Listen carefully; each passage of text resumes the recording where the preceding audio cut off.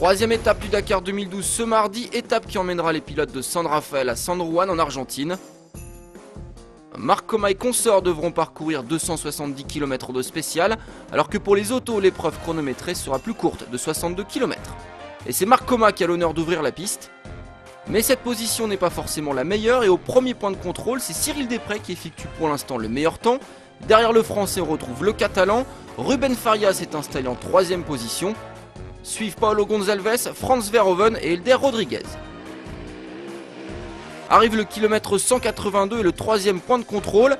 Et la bataille au sommet entre Cyril Desprez et Marc Coma bat toujours son plein. Seulement 2 secondes séparent les deux stars de KTM. Mais une erreur de navigation va venir contrecarrer les plans du vainqueur de l'épreuve 2011. Marc Coma qui va suivre le chemin destiné aux autos pendant plusieurs kilomètres. Obligé de faire demi-tour, il perd beaucoup de temps et laisse le champ libre à Cyril Desprez. Le français partit lui sur la bonne piste, vers l'ouest. Et à l'arrivée, l'erreur de l'un va sourire à l'autre. Au guidon de sa KTM, Cyril Desprez s'impose logiquement à San Juan. Aucun autre pilote n'a réussi à suivre la cadence infernale du français. Il termine avec 13 minutes et 4 secondes d'avance sur le catalan et prend par la même occasion la tête du général. Derrière Desprez suivent maintenant Marc Coma à 10 minutes et 12 secondes, David Casteux à 17 minutes et 16 secondes, 4e et 5e Francisco Lopez et Elder Rodriguez. Du côté des voitures, le duel entre Mini et Hummer va encore une fois rythmer cette troisième étape.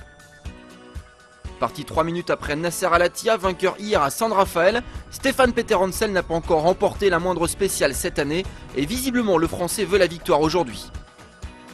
Preuve en est, il passe en tête au premier et au deuxième point de contrôle. Journée faste pour les Mini puisque Nani Roma et Christophe Olopchik suivent le français. Derrière on retrouve Giniel De Villiers, Ricardo Leal dos Santos, Nasser Al-Attiyah et Robbie Gordon. Mais la suite est moins rose pour Peter Hansel. Au passage du troisième point de contrôle de la journée, il n'est plus que 5e de la spéciale. C'est Nani Roma qui a pris les commandes de la flotte. L'Espagnol ne va plus les lâcher. Au final, il s'impose devant le Polonais Christophe Olopchik. Derrière les deux Mini, les deux Hummer de Nasser Al-Attiyah et Robbie Gordon. Au classement général, ce n'est plus Stéphane Peter Hansel le leader. Le Français qui perd la tête au profit de son coéquipier Olopchik. Robbie Gordon est à présent 3e. Suivent Giniel De Villiers et Nani Roma, le vainqueur du jour.